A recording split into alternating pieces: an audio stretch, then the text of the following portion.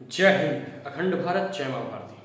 देखिए, आज हम इस वीडियो में बात करेंगे बिहार की। और जैसा आपने टाइटल वगैरह देख ही लिया होगा, उसमें हमने थंबनेल में भी लगाया, टाइटल में भी लगाया कि मैं भी पीएम तुम भी पीएम।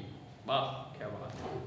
कहने का मतलब है, मतलब अपने बारे में मैं नहीं कह रहा हूँ कि मैं भी पीएम बनूंगा, मतलब वो एक अलग चीज़ है। ठीक है, वहाँ आप निजी मेरे विचार ये नहीं, या फिर मैं अपनी निजी विवेचना जो अपने बारे में कर रहा हूँ, ऐसा नहीं है।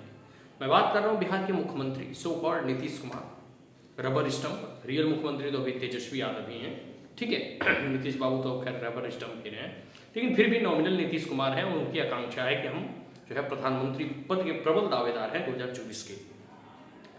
और दूसरे पीएम के प्रबल दावेदार केसीआर, तेलंगाना के मुख्यमंत्री। आज उनका बिहार आगमन था, बिहार के अतिथि। आज जो है अतिथियों का सम्मान होना चाहिए, तो जो भी फूल और पुष्प गुच्छ, जो एक सिस्टम है पॉलिटिकल, कह सकते हो ना कि एक जो एक प्रकार से कह सकते हो ना कि जो भी अतिथि आते हैं तो फूल के गुलदस्ते भेंट किया जाता है, जैसे जो अतिथियों का सत्कार होना चाहिए, तो उसी प्रकार उनका भी स्वागत सम्मान समारोह जो है आयोजित किया गया था।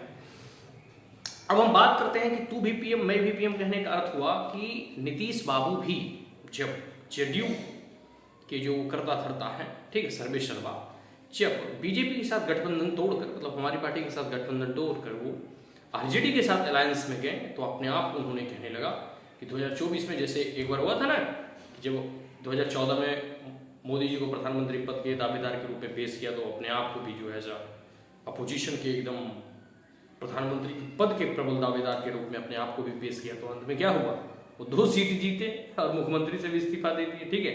तो कहने का मतलब हुआ, तो फिर इनको जो है एक चस्का लगा है, ठीक है, एक नशा चढ़ा है प्रधानमंत्री बनने का। होना भी चाहिए, राजनीति में महत्वाकांक्षा अच्छी बात है, लेकिन महत्वाकांक्षा होना ही सिर्फ अपने आप में अच्छी बात नहीं, उस महत्वाकांक्षा के पीछे कुछ तथ्य और कुछ चीज़ें भी जो चाहिए होती हैं उसका भी होना चाहिए, जो ऐसा नीतीश बाबू में दिखता नहीं है। लेकिन फिर भी आरजेडी में जाने के बाद वो अपने आप को प्रधानमंत्री पद के प्रबल दावेदार के रूप में पेश करने लगे और कहने लगे कई एक राज्यों से हमारी फोन आ रहा है, हम सारे के सारे विपक्ष पार्टियों को एकजुट करेंगे, हम सबसे बड़े अनुभवी नेता हर मंत्री, मतलब वो अपने बारे में नहीं कह रहे हैं, लेकिन उनके पार्टी के लोग और जितने भी उनके चमचे हैं वो ये सब सारी बातें जो है कहते हुए नजर आ रहे थे। और खास करके उनके जो भतीजे हैं, नए नए जो भतीजे बने हुए हैं, तेज प्रताप यादव और तेजस्वी यादव, वो भी कहते हैं कि हम नीतीश जी को जो है प्रधानमंत्री पद के दावेदार के तौर पे पेश करेंगे और 2024 में इन्हें प्रधानमंत्री बनाएंगे। खुद की भी खुद का जो है एक संसद नहीं, मतलब खुद की पार्टी का आरजेडी का एक भी संसद नहीं है लोकसभा में, और वो नीतीश बाबू को प्रधानमंत्री बनेंगे। वाह रे वाह, अद्भुत है चाचा भतीजा का खेला, मतलब कह नहीं सकते। चलो ये तो ये बात हो गई।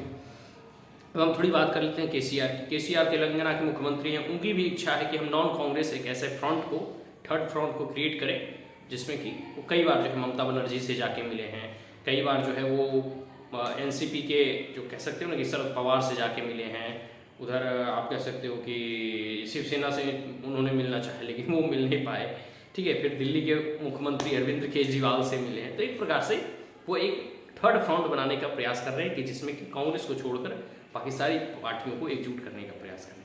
तो उधर केसीआर भी प्रधानमंत्री पद के मतलब तैयारी कर रहे हैं, 2024 का तैयारी कर रहे हैं। तो इन दोनों का जब मिलन हुआ ना, कहने का मतलब है कि नीतीश बाबू का और केसीआर का, तो नीतीश बाबू भी कह रहे हैं कि हम भी पीएम, और केसीआर भी कर रहे हैं हम भी पीएम, तो हम कल तुम भी पीएम मैं भी पीएम, मतलब दोनों पीएम पद के दावेदार हैं, दोनों आपस में मिल रहे हैं। अद्भुत है, मतलब ये प्रयोग है, ठीक है। तो तेलंगाना के सीएम केसीआर जो है 2024 के लिए तैयारी कर रहे हैं, और नीतीश बाबू भी अपने आप को प्रबल दावेदार मानते हैं मुख्यमंत्री पद से जो है वो, ठीक है, प्रधानमंत्री पद के लिए जो है। खैर 2024 में क्या नतीजे आएंगे तो सब कुछ जग जाहिर है कि मोदी जी का कोई भी कंपटीटर नहीं है, इनके ना आगे ना पीछे ना दाएं ना बाएं ना ऊपर ना नीचे, ठीक है। इनके लेवल में इनके जैसा कार्य करने वाला, इनके जैसा कह सकते हो पराक्रमी यशस्वी प्रधानमंत्री आज तक ना हुआ है, न भूतो न भविष्यति, न कभी होगा। और सबसे बड़ी बात है कि इनकी जो लगन है, इनकी जो निष्ठा है देशवासियों की सेवा के प्रति, वह कह सकते हो कि जितनी भी इसकी प्रशंसा की जाए वो कम है, ठीक है। और इनके पास जैसे ये मुख्यमंत्री थे गुजरात के, तो इन्होंने गुजरात मॉडल पेश किया, तो नीतीश बाबू के पास या केसीआर तेलंगाना के जो मुख्यमंत्री उनके पास कोई ऐसा मॉडल नहीं है।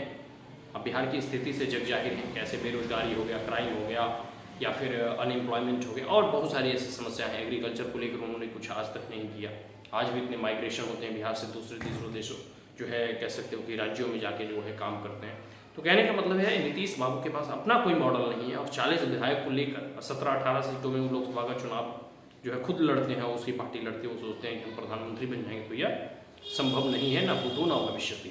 ठीक उसी प्रकार केसीआर जो है तेलंगाना के जो सो कॉल्ड सीएम और सो कॉल्ड जो है 2024 के प्रधानमंत्री पद के कैंडिडेट, वो भी नहीं बनेंगे क्योंकि ममता बनर्जी जो है, भले ही वो ममता बनर्जी से मुलाकात की हो, लेकिन ममता बनर्जी खुद चाहती है कि हम प्रधानमंत्री बने। भले ही वो जो दिल्ली के सीएम और मुख्यमंत्री अरविंद केजरीवाल से उनका जो है बातचीत हुआ, वो मिलने का प्रयास किया। यहाँ जो है ये तो दो स्टेट के जो कह सकते हो कि इनका राज है आप पार्टी का, ये तो खुद अपने आप को जो है उनसे अधिक जो है सुपीरियर मानते हैं और कहते हैं कि हम जो है खुद ही प्रधानमंत्री पद के दावेदार। बात समझ में आ रही है? तो वो भी इनका समर्थन नहीं करेंगे, ममता दीदी भी समर्थन नहीं करेंगे, कांग्रेस से तो खैर उनका समर्थन मिलेगा ही, एनसीपी वगैरह भी उनका जो है दूर दूर तक कोई जो है इतना घनिष्ठ संबंध है नहीं, तो समर्थन नहीं करेगी, शिवसेना भी नहीं करेगी। तो कहने का मतलब है कि इनको तो केसीआर को कहीं से समर्थन प्राप्त है ही नहीं। जो आज बिहार गए हैं, लालू यादव से मिलने गए हैं या फिर नीतीश बाबू से मिलने गए, मिलने से फायदा क्या होगा? नीतीश बाबू तो खुद प्रधानमंत्री पद के दावेदार हैं।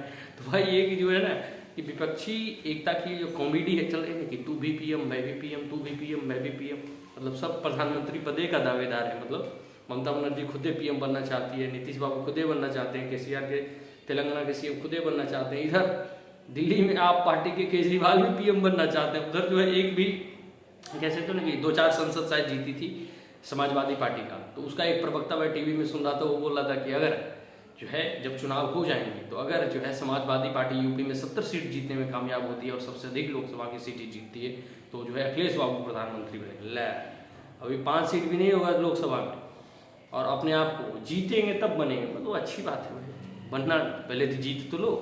तो मतलब सब अपने आप को प्रधानमंत्री पद के ही का जो है प्रबल दावेदार के रूप में पेश कर रहे हैं।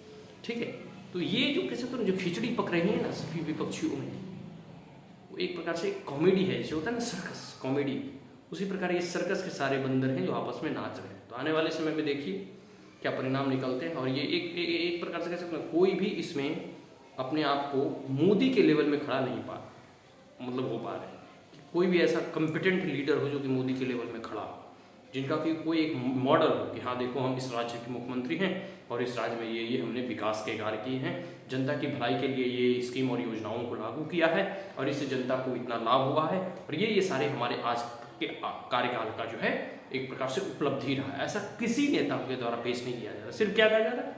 मोदी को हटाना है, मोदी को हटाना है, मोदी को हटाना है। अरे भाई क्यों हटाना है? मोदी जैसा कॉम्पिटेंट क्रेडिबल एबिलिटी वाले लीडरशिप आप में है नहीं। मोदी ने जिस प्रकार से काम किया है सेंट्रल गवर्नमेंट के तौर पे, चाहे ओपन डिफिकेशन फ्री करना हो, उज्ज्वला योजना हो, स्किल इंडिया हो, स्टार्टअप इंडिया हो, इंस्पायरिंग इंडिया हो, ठीक है, इंफ्रास्ट्रक्चर के क्षेत्र में, हेल्थ के क्षेत्र में, एजुकेशन के क्षेत्र में नई एजुकेशन पॉलिसी लाना हो, आईटी के क्षेत्र में, ठीक है, तो हर एक सेक्टर में अगर आप देखोगे तो इनके लेवल पे, मैं ये नहीं कह रहा हूँ कि सेंटर को स्टेट से जो है कंपेयर करूँ, नहीं। आप एक गुजरात के मॉडल की बात करो तो जिस प्रकार से स्टेट में ही उन्होंने काम किया तो क्या आपने स्टेट लेवल पे वैसे वैसे काम की, वैसे वैसे उपलब्धियां आपने हासिल की? नहीं की। ठीक है, तो ये सारी चीजें हैं और मोदी के कंपैरिजन में कहीं एक नेता वगैरह ठहरते नहीं। और सबसे बड़ी बात है यह एकजुट है ही नहीं। सुशील मोदी जो बिहार के बीजेपी के मंत्री और एक प्रकार से कह सकते हैं कि राज्यसभा सांसद हैं और बिहार के उप मुख्यमंत्री भी रह चुके हैं, इन्होंने कहा है, ठीक नहीं कहा, कि विपक्षी एकता का ना एक प्रकार से कॉमेडी शो चल रहा है और शेष कुछ नहीं है। और अंत में मैं इन्हीं की वाणी से अपनी वाणी को विराम देना चाहता हूँ। ठीक है, तो आज के लिए इतना ही। मिलते हैं किसी अगले वीडियो में और उसमें हम किसी अन्य मुद्दों के बारे में हम जो है चर्चा करेंगे। आज के इस बात बिहार की और मगध की इस अंक को और इस वीडियो को यहीं समाप्त करते हैं। अगर ये चैनल और ये वीडियो आपको अच्छा लगा हो तो आप हमारे चैनल को लाइक और सब्सक्राइब करना ना भूलें। Also press the bell icon. जय बीजेपी, तय बीजेपी 2024-2025 दोनों भी बिहार में बीजेपी पूर्ण बहुमत के साथ जो है जीतेगी। धन्यवाद। जय हिंद, जय भारत।